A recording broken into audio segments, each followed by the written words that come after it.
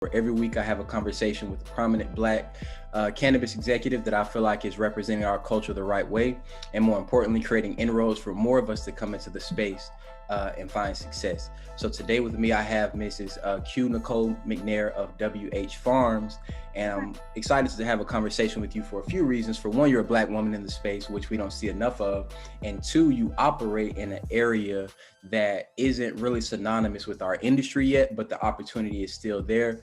So it is a honor and a pleasure to have you on today. Thank you. Thank you so much for having me. I truly appreciate it. Of course. So before we jump into, the cannabis ins and out, I would love to get an idea of your professional backstory before you jumped into this space. Great. I actually have about 20 years of commercial real estate experience, real estate investing experience. I started my career in commercial real estate development, working with large scale developers in Washington, D.C., which is where I started my professional journey. And for over almost 2 decades, I oversaw the development of mixed use construction projects, condominiums, grocery stores, large banks. So I was a part of that, the uprising of the condominium development in the Washington, D.C. market. And then I transitioned out of full-time commercial real estate into full-time real estate investing, where I was a fix and flipper in Washington, D.C. I became a general contractor. And so I was very into really adding value to existing spaces and helping people to just understand how that could be a viable solution for them in ways of creating financial freedom. And transition into the owner of a hemp farm in 2019 is when we became licensed through the USDA program. And that was really because I began to experience my own challenges with anxiety post the transition of my father. I started to really become very challenged with anxiety and just not really performing according to my standard coming out of corporate America, and had a pretty successful run at corporate, and then also being in a very expensive market from a real estate investing perspective and wanting to stay on my toes. I was finding that I was fighting through some anxiety and just wanted some more plant-based ways to approach it. And fortunately, I was in Maryland, which was medicinally legal at the time. And so with medicinal cannabis being an option, I was able to understand and begin to be taught and educated about the power of CBD and other cannabinoids that were helpful in helping individuals overcome anxiety, such as myself, and other, ailments that I was mentally struggling with. And so I became a huge advocate, a huge enthusiast in the space. And upon relocating to North Carolina, I was married to my husband last year. And I moved here a couple of years prior. And I realized that there was an opportunity to enter into this industry, but from, as you mentioned, a different path, one that's not oftentimes considered synonymous with cannabis, but very much so is consistent in terms of the biology and what we're dealing with and the way in which we're able to help people. We're excited that we are able to be a part of this space. So I kind of transitioned my real estate hat into a cannabis entrepreneur hat in launching the farm and creating a successful six-figure e-commerce brand, and really creating opportunities for other people to have employment and provide benefits to our team so that they're able to really understand the power that can be held in this cannabis space. Yeah, of course. So my first question would be, what were the differences that you experienced transitioning from a really mature industry such as real estate, which has been around for hundreds of years, obviously, into a brand new federally legalized hemp industry? Like, what was kind of that culture shock, if any, for you? The culture shock was that there was no culture, right? Well, the culture shock is that there was no structure.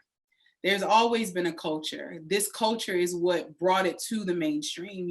Frankly, I think that where there was a culture shock is how many industries weren't ready to have conversations with business owners that were very dedicated in this federally legal space. You know, we grow industrial hemp with WH Farms, and our industrial hemp passes all federal requirements, but yet we aren't able to bank at every bank. We aren't able to process transactions with every merchant processor. And so I think they're coming from something that's a lot more pre-established, like real estate, where the industry support real estate. So real estate is a great industry to be in because how well supported it is from the banking industry, from the lending institutions, and all of these various infrastructures that are set up so that this industry could grow.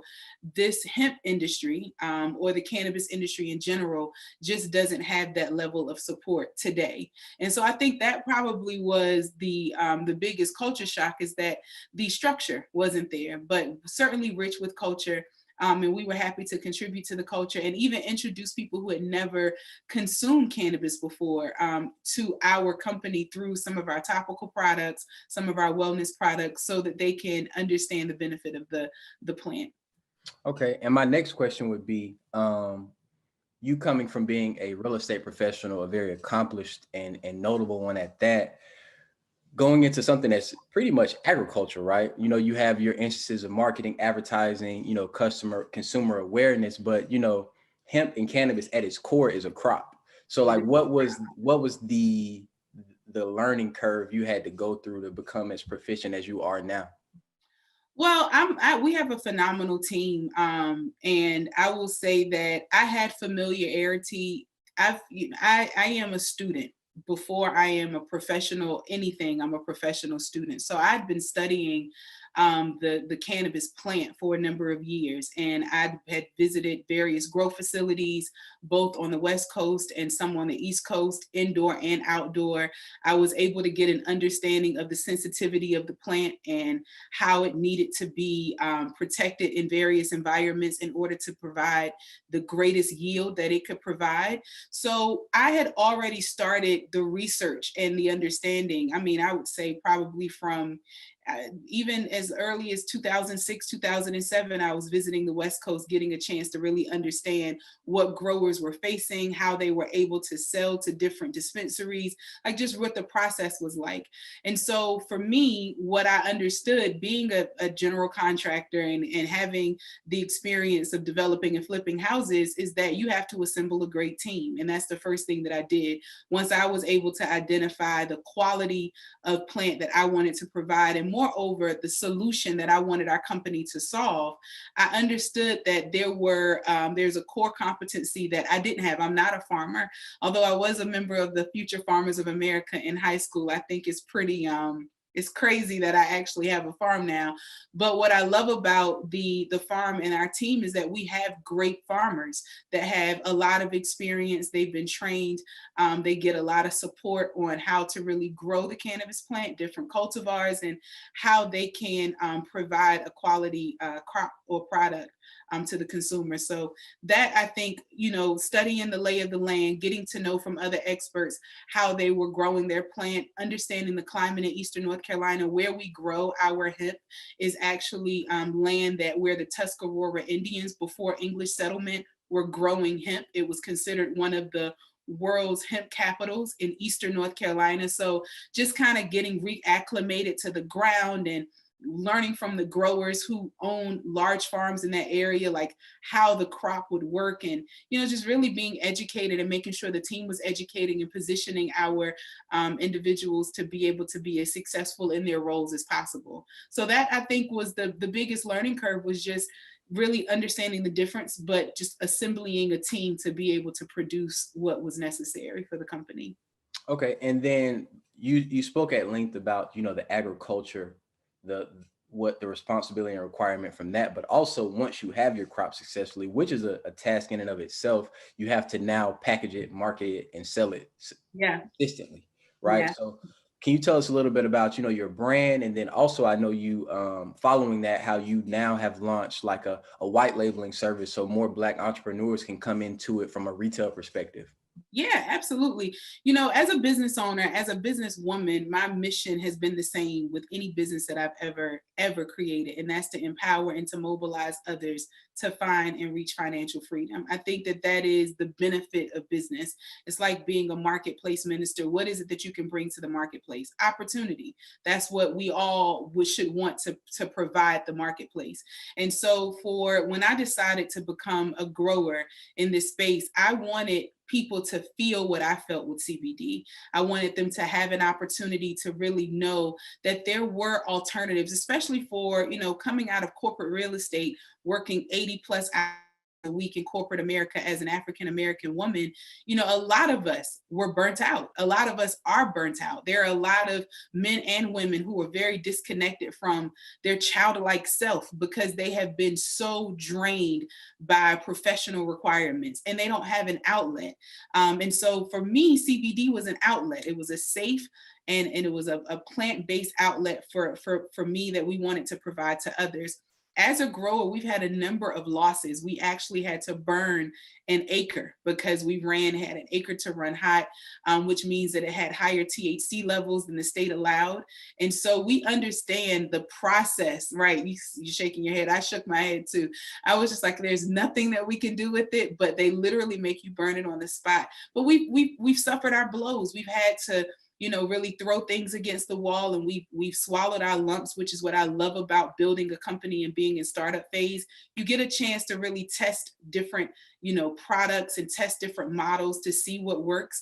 And so as we transition out of our growing season and we developed an understanding of how to grow and how to protect our crops, our next, and it was really my initial intention, but our next intention was to really execute a sales strategy so that we were able to not just have a farm with crop and with produce or additional hemp that we could turn into a number of things, but rather we had a problem that we were solving and an audience to whom we could provide that solution. And I think that to your question, how was it creating the marketing side and just executing the sales side? I would say that we first had to identify who we wanted to be as a brand. As a brand, we understood that although as an African American woman owning a farm, offering legacy farmers an opportunity to grow and scale, monetize their land, as well as creating phenomenal quality CBD around for consumers around the country, what exactly did the brand WH Farms mean? And we wanted the brand to mean opportunity. And so that's the reason why we started in the industry. Our first product was actually our CBD business launch kit, which I happen to have right here. But this kit was our first product because every farm has hemp and every farm had CBD, but not every farm had a white label solution for people who wanted to get in the game. And I know many of my family members, friends, colleagues who can cook well, who can make great hair products, who can do all of these great things. They may already be massage therapists. They may already be caterers. How much more could the value of their products increase with the additional product CBD infused inside of their product or their service? And so we wanted to provide that as a solution, a way for individuals to get inside of the CBD market, to jump in the game, and to be able to grow as this emerging cannabis market grew and exploded. And I think that because we identified our brand niche is to be a problem solver, to really come in with a solution to help introduce people to the CBD market, to jump in, start their own CBD infused product line, that helped us to create a marketing plan that we're really proud of, because we know that we've helped multiple dozens companies launch their CBD infused product line. We're receiving the testimonials from their customers about how they're sleeping better at night, how their sex drive has improved, how their skin is improving from a variety of products that's coming from the hemp derived CBD from our farm. And so I think that, for any farm, I would say that before you just establish the final moment to be, okay, we know that we're selling this particular product or we're growing this particular crop. I think that it's very important to identify the brand and what type of problem your brand will solve, and who are the people that need your brand solution, and really tapping into those various spaces and creating a unique niche. And that's something that I believe that we've done. I don't know of any other farm that's really positioning themselves to just be that entry point for a person that wants to, let's say, buy 10 pounds of flour so they can turn it into a phenomenal product in their kitchen. We want people to come to us and not feel any scrutiny. We want to provide them with high quality education. We actually have a masterminds where we expose them to industry professionals. We have meetups where we take them to industry events so that we can make sure that they understand that this is a business that's growing, and our farm wants to make sure that you're properly positioned. Okay. And I want to, because you know, and I know this, but for our viewers, could you kind of describe the difference in cost like that you're offering to start from where you're able to get an entrepreneur at to what you had to pay to get to this Yeah, point, or yeah, like trying to absolutely. start from the ground up? Absolutely. So WH Farms, again, is WH Farms on social media. Instagram is a farm based out of Eastern North Carolina. And we, as I mentioned, provide white label solutions for business owners interested in launching a CBD infused product line. For those of us who decided to venture into this industry, there are multiple ways, but most of us have come either through a dispensary or a farm. We either cultivate or we have a retail space. Retail spaces in some states like Pennsylvania could be as high as $200,000. We've heard in California that there's a $10,000 application for retail, and also to cultivate. In the state of North Carolina, we spent over $20,000 to be able to launch our farm and to really participate in this space. So it ranges depending on which jurisdiction that you're in and what those costs are. But we're able to offer opportunities for people to launch their own CBD infused product line for less than $3,000. Some of our kits that include our high quality distillate extract or other extracts. You can make thousands of products from the comfort of your home or lab.